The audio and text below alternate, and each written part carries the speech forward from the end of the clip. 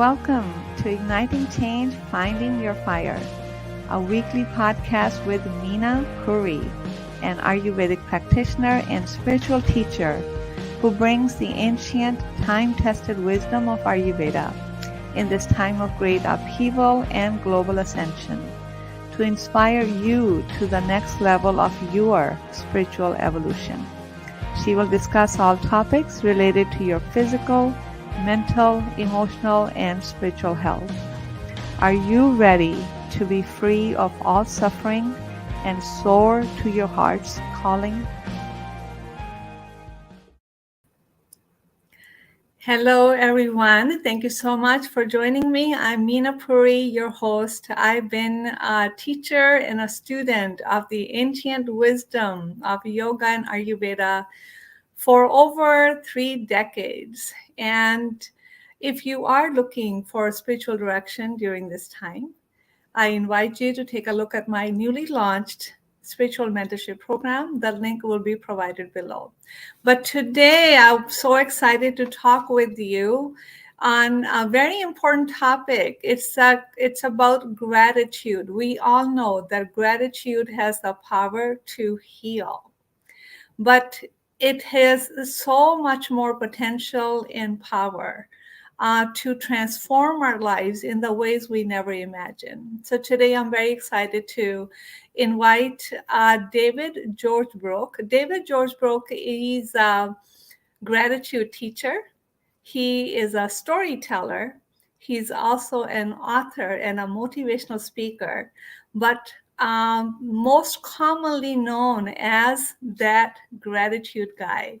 David, welcome to the show. Thank you, Meena. It's great to be here. Thank you so much for inviting me.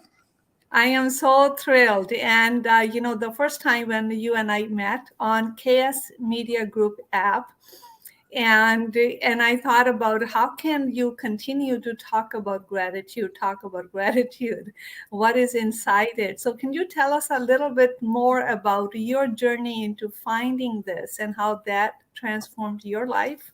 Absolutely.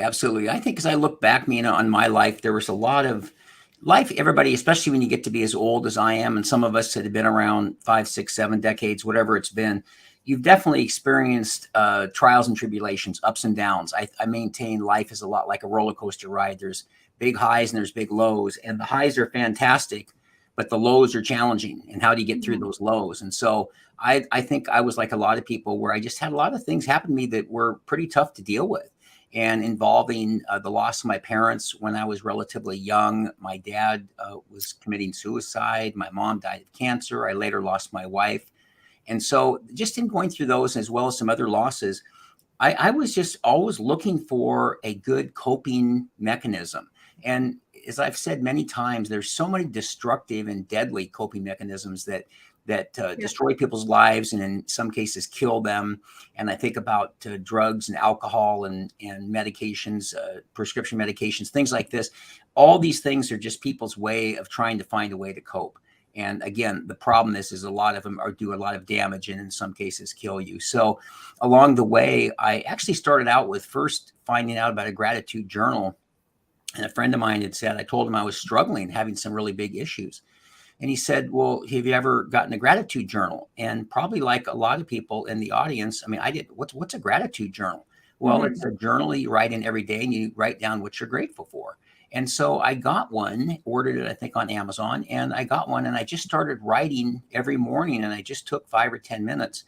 And I was just fascinated by how much it changed my mindset, because you're talking constantly. And when you write something, I have a saying in my gratitude journal that says, if you think about it, it's like a dream. If you talk about it, it inspires you. But if you write about it, it empowers you.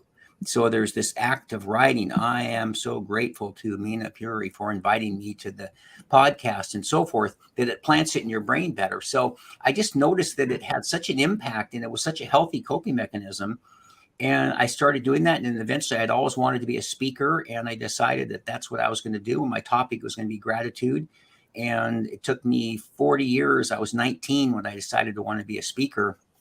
And it was my early 60s when I finally decided to make the leap. but I had my topic and it was gratitude. And I've been doing it ever since now, these last 10 years or so. And it's been the best work I've ever done in my life because you're impacting so many lives. I know you do as well, Mina.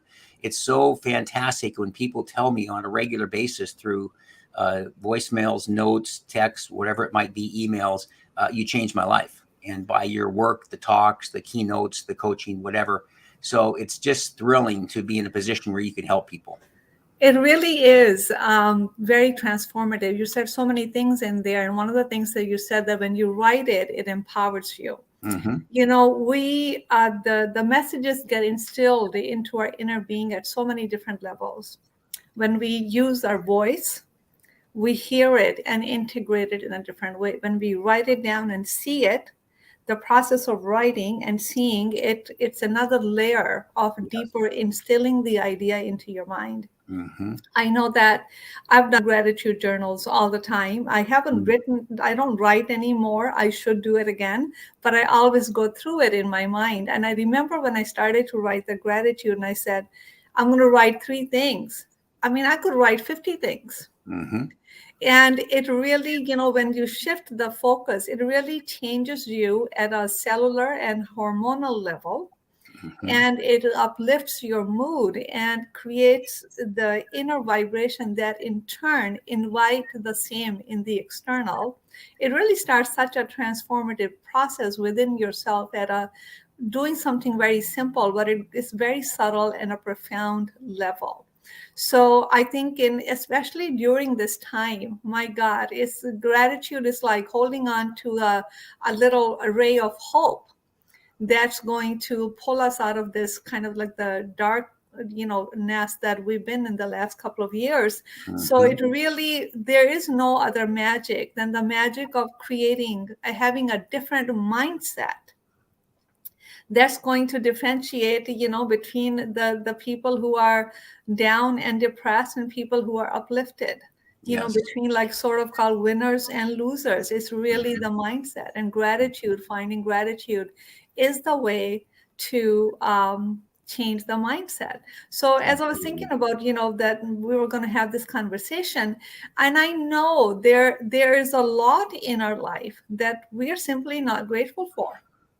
Right. Exactly. So how do we, you know, there comes a time, I think, in everyone's life when simply you cannot find anything to be grateful for. Yes, you can find grateful for the fact that you're even alive to say you are not grateful. Mm-hmm. But who's looking in that direction at that time? Right. So what do you do? What is your advice for people who are just feeling so down and disturbed and depressed, and they cannot find something to be grateful for? They're simply not grateful for anything in their life because their life has been so tough. Right. Well, coincidentally, I'm thinking about a gentleman that I coach, and I talked to him last week, and one of the ways he opened the coaching session with was, you need to help me. You're my coach. I'm just having such a hard time with my gratitude journal, what to write that I'm grateful for.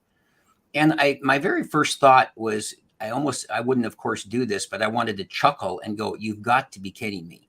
And so I know his situation because I've coached him for a while. But I said, well, let me ask you something. Let's stop and think about this a second. Now, you live in a nice house, right? Yeah. Mm-hmm.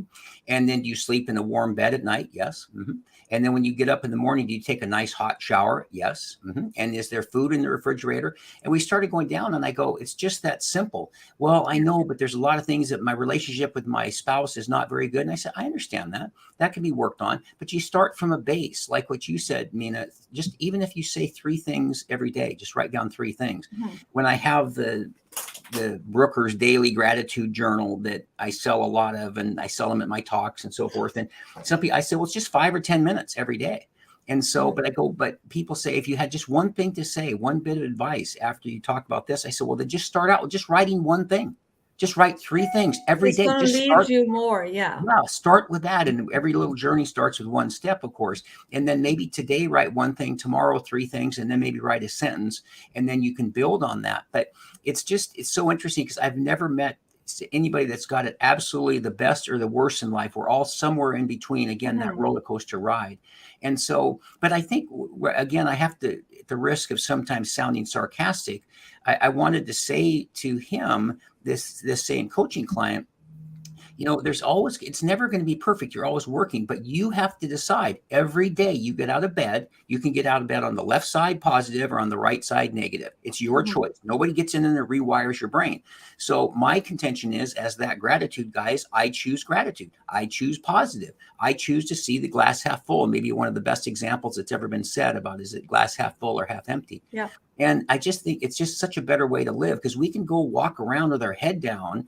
I mean, ultimately, we all die. We all leave this earth. So we're here for a short period of time. So Mhm. technically, you could say at the end, we go somewhere else, where, depending on your belief, but your time on earth is done. Well, why not make it as positive as you can while you're here? And yet sometimes, Mina, I contend it seems like a lot of people, sometimes the majority, depending on who I'm talking to, are negative. And I just think it's such a shame, because it's a choice you get to make every day. It is. I think, when we're talking about gratitude, people, the feeling might be, you're undermining my troubles. Mm, You don't know the extent of my troubles. So, really, my point is that it's not that we're not going to have things that we're simply not grateful for. That we're just pissed off about them. We're like mhm. questioning why me? Why the heck that happened to me? But at the same time, when we look at, and my question is, why not you? I mean, I'm not any special than the next guy. Right, It can right, happen to anybody. You are part of that. right. And it's really about shifting focus. It's really about, the antenna. Which channel do you want to subscribe to? Life is a mixed bag of goods, right? If we shift our focus, then our attention, our energy goes there. That's So when true. the focus is shifted to something positive, wow, even if I love when somebody said, even on a cloudy day, sun is still there. Exactly. Above the clouds. Yes, Correct. above the clouds, you can't Hmm. see it. So, I sometimes do my sun meditations, like I'm envisioning the sun is coming into all of my energetic body. Hmm. Even when it's not there, I'm still doing that because I've Yeah. seen how it looks and I just bring it in. And it really is an uplifting exercise. So Sure is. exactly, you have nothing to lose, only something to gain. Give it a Hmm. try to just think about something positive, even having like a warm bed to sleep on. Hmm. Comfort, especially in these wintry nights, Hmm. it's a privilege. It's such a gift to have a warm, cozy bed to sleep on and warm shower and food in the fridge. So it's not that our troubles are going to go away. It's not that we're going to ignore them. Actually, what happens is when you pay attention to what you're grateful for, all the energy that we have vested in enduring the things that we are not grateful for, that energy is freed. Hmm. So you Correct. actually begin to have more energy for solutions for Hmm. those things that you don't feel so grateful for. So it's Hmm. really just a matter of shifting focus Right. and allow And, the life's energy to flow in that direction. and I think, to your point, Mina, too, back to the writing, for instance, the writing and how it gets into your brain and so forth. I mentioned this. I really emphasize it a lot about it's a choice. And I don't like it when people say, they start a sentence with, you don't understand, or you're undermining my problem. It's like, oh, okay, so we're going to discount it immediately. So you're not even willing to look at this another way. And the same thing I think about writing is, like, I think about self-talk. And I've had coaching clients before, and people I've met, that will say something like, I'm just a dumb guy from ABC city in such and such a state. And I go, no, stop right there. Listen, you have a mouth, mouth and two ears. Those two ears just heard you say you're a dumb person. Do not do that. That plants it into your brain. They hear Yeah. that and it starts moving towards that. But I think, again, this thing about this idea of having a choice is something I really, really push, because nobody is forcing somebody to think a certain way. And so I will try to remind people little things like, I felt bad for a man who had no shoes until I saw a man who had no feet.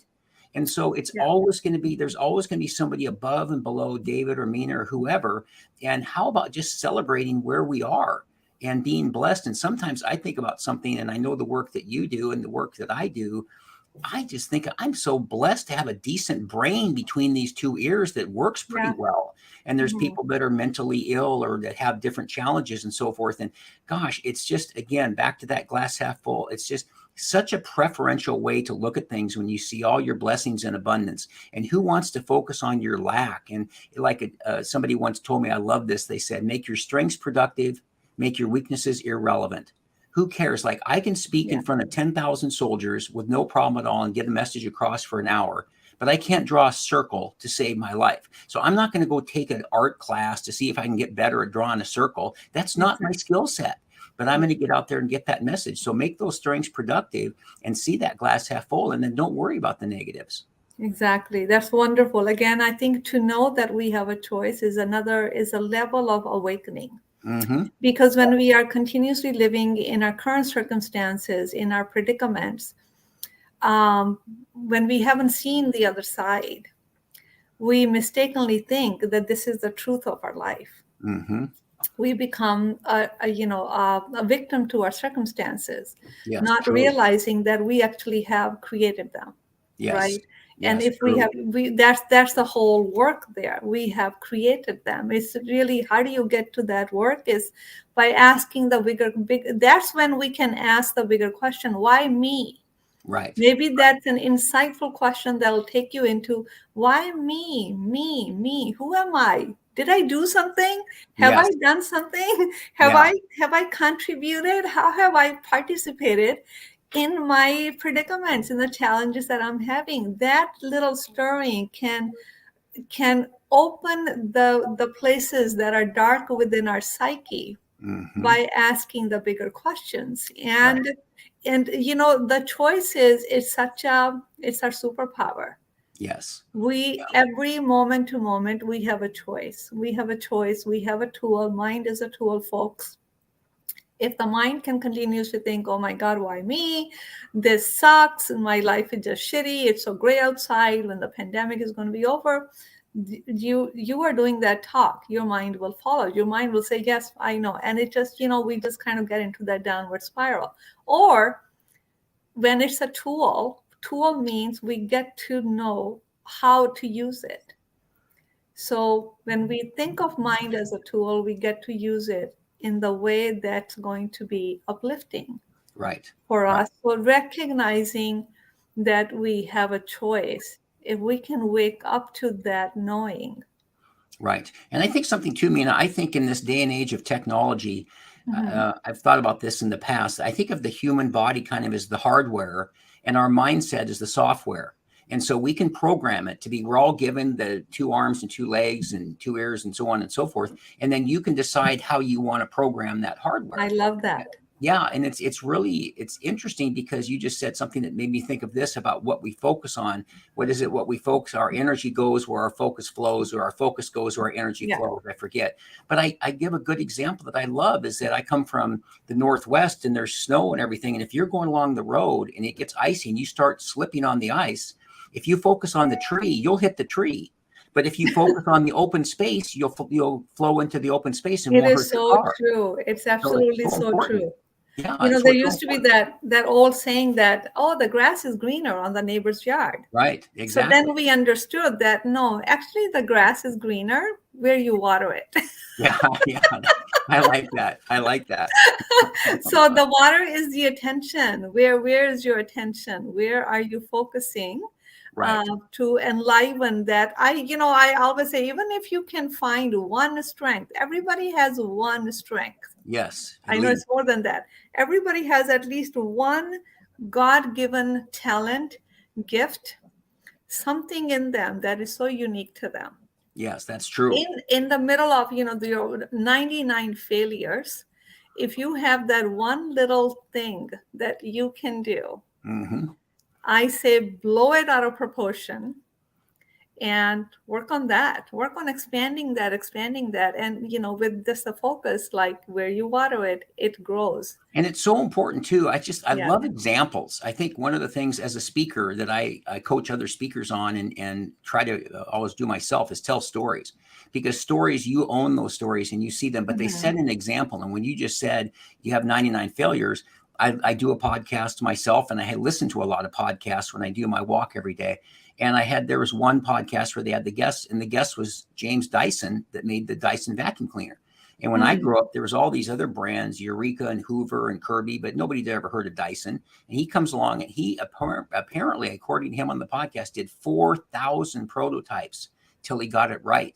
And then he takes it out to market. Now it's, I'm sure, far and away the number one vacuum in the world or country or what have you. But you're right. Every failure, it's like when you knock on doors to sell something. Every door you knock on, you're one knocked door to a success. If you just keep going, you get closer and closer. But I think that's interesting. The same thing back to that coaching client, that what's there to be grateful for? Yes, it's easy to get discouraged. I understand that. But I also tell people, like, when in that roller coaster of life, when everything is going great, it's fantastic. If you're having a tough day, write in the gratitude journal, do some meditation, go for a walk, get some exercise, drink your water, take your supplements, do some stretching, do some exercise, whatever. And if all that doesn't work, then you know what your goal is? Get to tomorrow. And maybe it'll be better, because typically it is. I love that. Yeah, You never stop. Yeah, it's going to happen. Nobody has all up or down days. And I think one of the things, having been around suicide to different portions of my life, I always feel bad, because when somebody once said to me, suicide is a permanent solution to a temporary problem. And I think about how many times I've been down on just a terrible day, but the next day was much better. So that's why I think something like the gratitude mindset, or I'll say in a gratitude journal, I have it's set up here where you have your daily number. And so when I first go to write, I write my daily number. And the daily number is 1 to 10. 10 is the best day of your life, and 1 is a bad day. And so on any given day, I'm usually an 8 or a 9. And so if I'm an 8, then I write in my gratitude journal, and there's another space for now my number. And now it's usually 9 or 9.5 after just writing for 5 minutes. So you can see how much you can change your mindset. You know, you mentioned something about suicide, which I'll share something about that. I get clients who have contemplated suicide. That's when I get that emergency phone call. And they want me to talk them out of it. And, one of the things, working with the soul and the past lives, the soul's evolution. And I said, when we, the belief of incarnation, when we die, our soul doesn't die. And it leaves with the level of evolution that you were at the time of transition. So I said, you may kill yourself, but your problems are not going to die. You're going to come back to solve them. So I said, you're coming back. So, we laugh, and I said, you're here. You're here. Might as well do it now. Next lifetime is not going to be any better if you leave now. You'll make it better if you solve it. And that's funny. I was debating whether even to say this or not, but I've always thought it was fascinating, because when a person takes their own life, how do they know where they're going isn't worse?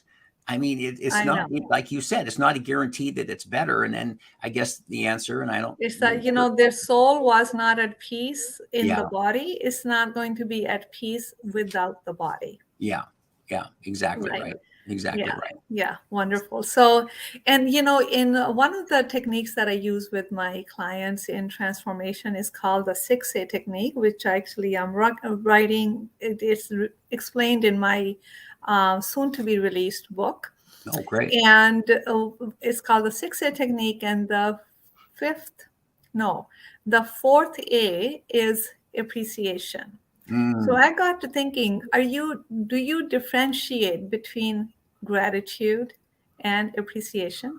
That's a great question. And I would say I look at them as just synonyms of the greater sort of overarching idea of just being thankful. And so to me, thankful, grateful, appreciative, thoughtful, all those things are just focusing on the blessings and focusing on the good things that are happening to you. So I don't really make a distinction about one is different than the other, but it's that, and I'll come back to that glass half full. It's always about thinking, how can you describe that glass as half full? So there's different words. Yeah, some of them might have a little bit different distinction, but to me, they're all kind of about just appreciating the blessings that you have. About the same. Yeah, I was forced to kind of look deeper into this, teaching one of the group courses.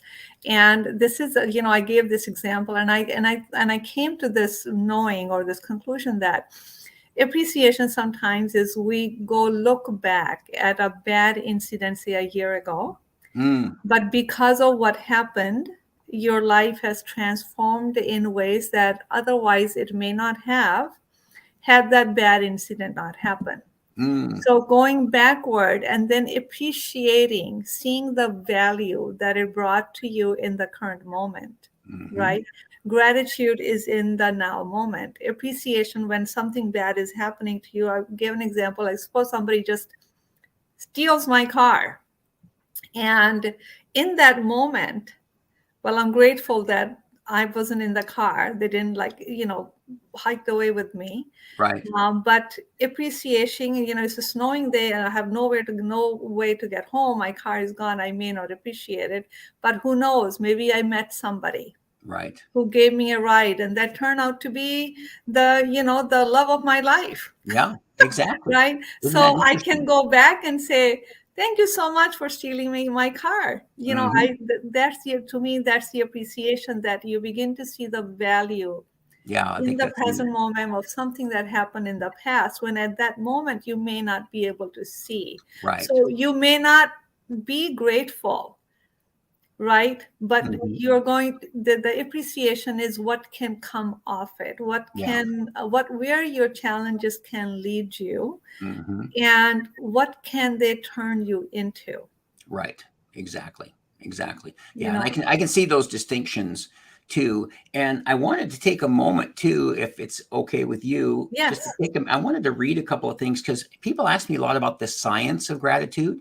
So Mhm. it's not just some woo-woo study or sort of things that you and I do. Every once in a while you meet some people and they kind of, yeah, okay, that's kind of out there a little bit. But Yeah. I just wanted to mention, I'll just take about a minute to read this because I just thought this was really neat, where the science and the research and the studies have proven different things. And here's a couple of things it says.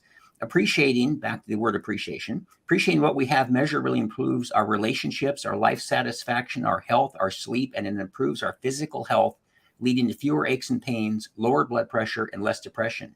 Grateful people are more likely to take care of their health, exercise more often, and schedule regular checkups. Gratitude reduces toxic emotions like envy, resentment, frustration, anger, and aggression, and enhances positive emotions like empathy, caring, and sympathy. Too much of our time is spent pursuing things we currently don't have. Gratitude reverses that and realigns our priorities to appreciate what we currently have. Humans are built to attend to the things that go badly in their life. Happiness is rarely constant, so although happiness is a fantastic goal, gratitude for the tools that get you there are more important. How easily we can lose sight of everything we have to be thankful for when the circumstances of life become unpleasant. Think coronavirus.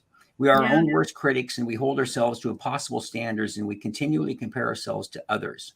Science says that the more you choose positive and kind words to describe yourself, your health, your body, and your progress, the less anxiety you will experience. And finally, a recent study concluded that people who wrote in a gratitude journal participated in significantly less gossip and less toxic behaviors in the workplace. People who feel good about themselves and their lives are kinder to others. So that was some research I Wow. thought was really neat. Yeah, I mean, how can you not? With the little tweak or a shift in the mind, with the hmm little change in how we think, where we take our focus, the benefits are immense. Yes, absolutely. And I think if our audience can take even one thing from this conversation, from everything that David has shared with us, is insist on, even if you think that life is so bleak. I tell my clients sometimes, I said, insist on finding something, insist on seeing the light in it, insist on it. No matter Yes. how bizarre it is, insist on finding the positive in it, even though it may seem really ridiculous. If that's the hmm mantra, I'm going to find, I don't know what the positive of this is, but I'm for sure going to find it. I'm Yes, going to look for it. absolutely. And it's just, it's such a wonderful way of self-empowerment, of Yes. knowing your own power, knowing that you have the power to choose hmm and reaping the benefits. And it's like, you can either go downward spiral or you can go upward. Correct. Write one gratitude. I when I start writing, I can fill a book. I hmm filled a book and then I ripped it up, threw it away, then I start all over again. I never run out of it because you never can. Right. Right. you know. And So I think it's interesting, when people choose the downward spiral, I love the line, I forget who said it, somebody that was famous, but how's that working for you? I know.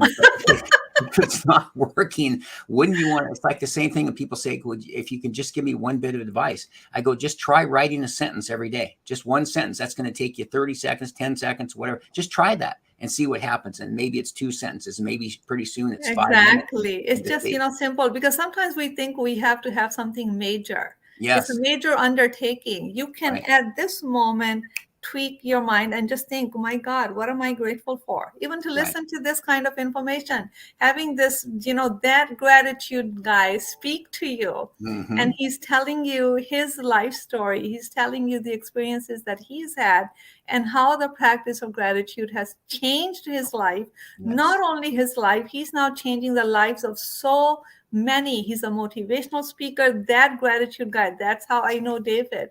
And that's a name you're not going to forget. So anytime you feel down in the dumps, think of that gratitude guy. Think of what he said to you. And so, David, how can people get a hold of you? Well, thanks, Mina. The easiest thing is my website, which is thatgratitudeguy.com. And you can look me up there for my gratitude journals, for coaching, for speaking opportunities, and so forth. And then if you'd like to email me directly, it's just david@thatgratitudeguy.com. And that's got and back to the website, it's got my books on Amazon and different things. But either thegratitudeguy.com, I also have my podcast, which is thatgratitudeguy.com podcast.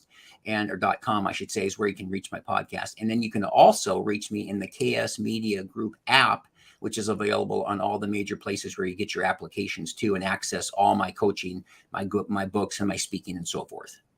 So very good. So in summary, he has shared many points of contact with him. And don't forget the KS Media Group app that you can download from the Google Play or the Apple. And you're going to find David, myself, and many other expert practitioners on the practices of your health and well-being. And so if you have enjoyed the show, please feel free to share. I thank you so much for joining us. Thank you, David, for your time and for sharing your expertise. So don't forget that gratitude guy. That's the word for you to take home with you. And thank you for being with us. And I look forward to speaking with you next week. Thank you. Thank you for listening to Igniting Change, Finding Your Fire. If you enjoyed this episode, don't forget to hit the like and subscribe button. And we look forward to being with you next week.